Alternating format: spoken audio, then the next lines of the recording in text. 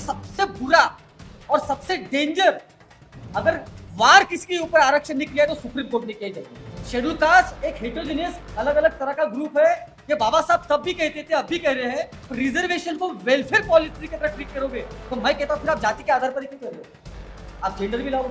चमारों में, महारों में, वाल्मीकि में सबसे ज्यादा पीछे महिला है, तो फिर वहां पे और डिवाइड करो उसे। और वहां पर ही क्यों डिवाइड कर रहे हो?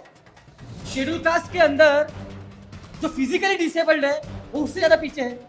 मेरी कास्ट है महार, मेरे कास्ट के अंदर 12 जातियां। तो कुछ लोग ये कहते हैं कि एक फलाना कास्ट विद इन महार ज्यादा आगे है और फलाना एक small caste within schedule caste पीछे है। आप उसका क्या करोगे?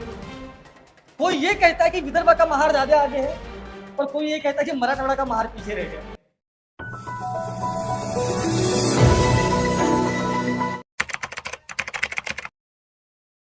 सब कैटेगराइजेशन बाय, चाहे वो राजनीति पॉलिटिकल पार्टी की तरफ से हो, ये हमेशा बैड फेथ पॉलिटिक्स रही है।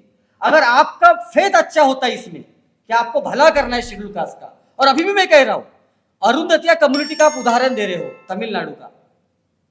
अरुंधतिया कम्युनिटी, मैं कहता हूं छोड़ दीजिए उनका एजुकेशन, उनके बच्चों में इतना ज्यादा ड्रॉप आउट रेट है, आप उनके लिए अलग से स्कूल क्यों नहीं बनाते?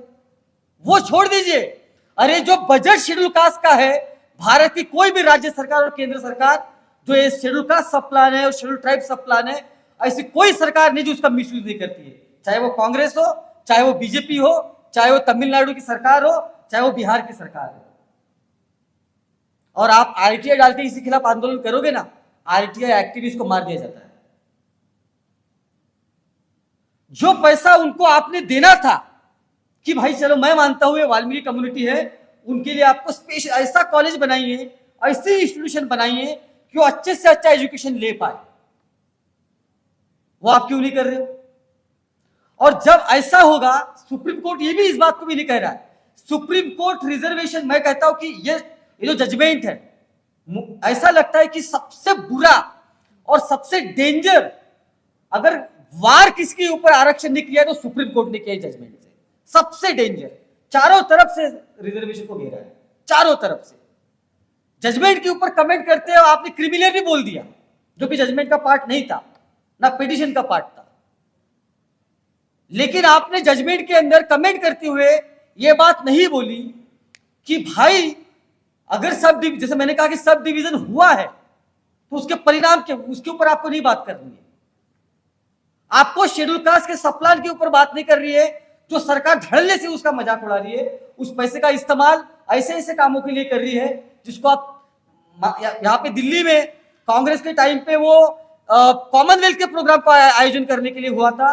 बीजेपी की सरकार में वो गाय का चारा और व्हाट नॉट जो अभी न्यूज आ रही है उसके लिए हो रहा है, अलग अलग चीजों के लिए हो रहा है, वो हमारे पास तो नहीं आ रहा है। ये सवाल आपने नहीं पूछे। हम ये कहना कि हम ये कहने की कोशिश कर रहे हैं, सुप्रीम कोर्ट जब ये कह रहा है कि schedule caste is not one homogeneous community, I mean there is nothing to surprise. Schedule caste एक होमोजेनियस कम्युनिटी नहीं है, ये कोई नया इनलाइटनमेंट नहीं है। शेड्यूल कास्ट एक हेटेरोजेनियस अलग अलग तरह का ग्रुप है। ये बाबा साहब तब भी कहते थे, अब भी कह रहे हैं, लेकिन प्रयास ये था कि शेड्यूल कास्ट एक होमोजेनियस लेवल पे, नेशनल लेवल पे ग्रुप बने ताकि वो अपने इंडिपेंडेंट राजनीति को जिंदा रख पाए। ये था। उसके तहत हमने क्या देखा कि जब शेड्यूल कास्ट फेडरेशन बना तो शेड्यूल कास्ट फेडरेशन में जो बाबा साहब के विरोधी भी थे, चाहे एमसी राजा हो, चाहे हमारे विदर्भ के कुछ लोग हो, चाहे उत्तर प्रदेश के, उन सभी छोटे छोटे दलों ने जो अपने जाति के संगठन थे, उन्होंने ये कहा कि हमारा हित अपने एक जाति के साथ टिके रहने का नहीं है।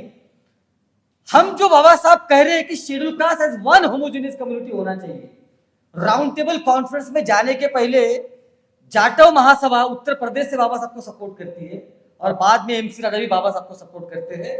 पश्चिम बंगाल, जो आज का पश्चिम बंगाल है, तब का बंगाल, वहां से जोगीनाथ मंडल बाबा साहब को सपोर्ट करते हैं। विदर्भ के जो बाकी जो लीडर है सेंट्रल इंडिया के, वो बाबा साहब को सपोर्ट करते हैं, जो पहले विरोध में थे, बाद में समर्थन में भी आते हैं, क्योंकि उनको पता है कि we as a one schedule caste community can have more negotiation with the Indian state और that time then the British state. लेकिन अगर आप कहते हैं कि शेड्यूल कास्ट एक होमोजेनियस कैटेगरी नहीं है, वो हेट्रोजेनियस है, तो महार मातंग का केवल मसला नहीं है फिर, या फिर चमार वाल्मीकि का नहीं है। मेरी कास्ट है महार, मेरे कास्ट के अंदर 12 जातियां हैं अलग अलग, उनका मसला है। फिर जो मेरी कास्ट के अंदर मैं एक फलाना कास्ट हूं, तो कुछ लोग ये कहते हैं कि एक फलाना कास्ट विद इन महार ज्यादा आगे है और फलाना एक small caste within schedule caste पीछे है। आप उसका क्या करोगे? कोई ये कहता है कि विदर्भ का महार ज्यादा आगे है और कोई ये कहता है कि मराठवाड़ा का महार पीछे रह गया। आप उसका क्या करोगे? अगर आप रिजर्वेशन को वेलफेयर पॉलिसी की तरह ट्रीट करोगे तो मैं कहता हूं फिर आप जाति के आधार पर ही क्यों कर रहे हो? आप जेंडर भी लाओ उसमें, क्योंकि शेड्यूल कास्ट में चमारों में, महारों में, वाल्मीकि में सबसे ज्यादा पीछे महिला है, तो फिर वहां पे और डिवाइड करो उसे। और वहां पर क्यों डिवाइड कर रहे हो? शेड्यूल कास्ट के अंदर जो फिजिकली डिसेबल्ड है वो उससे ज्यादा पीछे है, और वहां पर क्यों डिवाइड कर रहे हो? शेड्यूल कास्ट के अंदर जो ट्रांसजेंडर है वो महिलाओं से भी पीछे है, तो वहां पर भी एक डिवीजन लाओ। और वहां पर भी क्यों कर रहे हो? वहां पर उसके बाद में और भी अलग अलग आइडेंटिटीज है, उसके अगर आप उसको वेलफेयर की तरह ट्रीट कर रहे हो। बिकॉज व्हाट, हमारे chief justice Chandrachud when he appears in the public, specifically on the progressive platform, he appears very well tuned with the political correctness. He talks about gender, he talks about caste, he talks about sexuality, he talks about disability, he talks about everything which one American liberals talk. A perfect white liberal, and he is a perfect upper caste white judge. But I want to ask, beyond this political correctness, I want to ask हमारे chief justice को मैं एक सवाल पूछना चाहता हूँ कि जैसे मैंने कहा कि इस देश का 70% से ज्यादा शेड्यूल कास्ट जो है वो लैंडलेस है। आप उनको लैंड देना चाहते हो? आपने कभी इसके ऊपर कोई टिप्पणी नहीं की कि इस देश के तथाकथित ऊंची जाति के लोगों ने, जमींदार जातियों ने, वो जमीन का कुछ हिस्सा शेड्यूल कास्ट को देना चाहिए। आपने ये बात कभी नहीं कही। आपका पॉलिटिकल करेक्टनेस कहां था? आपने कभी ये नहीं कहा कि ट्रेडिशनली इस देश का जुडिशरी अपर कास्ट के हाथों में रहा हुआ है, तो हम सुप्रीम कोर्ट की तरफ से ये एक पॉलिसी बनाने को सरकार को कहते हैं, सरकार को निर्देश देते हैं कि शेड्यूल कास्ट का, और मैं कहता हूं शेड्यूल कास्ट का छोड़ दीजिए, आप ये कहिए, क्योंकि आप जैसे पॉलिटिकल करेक्ट है ना, बड़ा अच्छा लगता है। आप पहले कास्ट की बात करो, फिर जेंडर की बात करो, फिर क्लास। अभी मैं एकदम परफेक्ट हूँ, क्योंकि मैं अभी जो आपकी बात कर दिया, मैंने उनकी भी कर दिया, सबकी कर दिया। अभी आप मुझ पर सवाल नहीं उठा सकते हो। आई एम परफेक्ट नाउ, लेकिन अंदर से मुझे देना कुछ नहीं आपको, है ना? तो अभी परफेक्ट है। मैं कहता हूँ शेड्यूल कास्ट आदमी को छोड़ दो, मैं कहता हूं शेड्यूल कास्ट महिलाओं को जज बनाओ। शेड्यूल कास्ट महिलाओं को छोड़ दो, आप वाल्मीकि महिलाओं को जज बनाने की बात करो। आप वाल्मीकि महिलाओं को छोड़ दो, वाल्मीकि ट्रांसजेंडर को जज बनाने की बात कर दो। आप वाल्मीकि ट्रांसजेंडर को छोड़ दो, आप वाल्मीकि ब्लाइंड पर्सन को बनाने की कोशिश करो। आप जितनी कैटेगरी लेके आना चाहते हो, आपको पॉलिटिकल करेक्ट अच्छा दिखने के लिए उतना लेके आओ, but you will never do that, because this is how the political correctness function. Political correctness ऐसा ही काम करता है ना। मैं और रितु है, मैं इनको बोलूंगा मैं तो एकदम परफेक्ट इंसान हूं, लेकिन मुझे पता है 9 बजे रितु अकेली नहीं घूम सकती, तो मेरा पॉलिटिकल करेक्ट होके इनका कोई मतलब थोड़ी है। Being a woman in capital like Delhi, एक लड़की अकेले अगर नहीं घूम सकती रात को 9 बजे, तो मेरा और इनके साथ जो मेरा पॉलिटिकल करेक्टनेस और महेश भर राहत है उनके लिए, कि मैं, और उस राहत में मेरा बेनिफिट ज्यादा है, क्योंकि now she can not question me, and this is how political correctness work, कि सब कुछ अच्छा अच्छा लगेगा लेकिन रियल में कुछ नहीं मिलेगा। इसीलिए रियल सवाल क्या है, और रियल सवाल हमारे डिस्कोर्स के लिए भी है।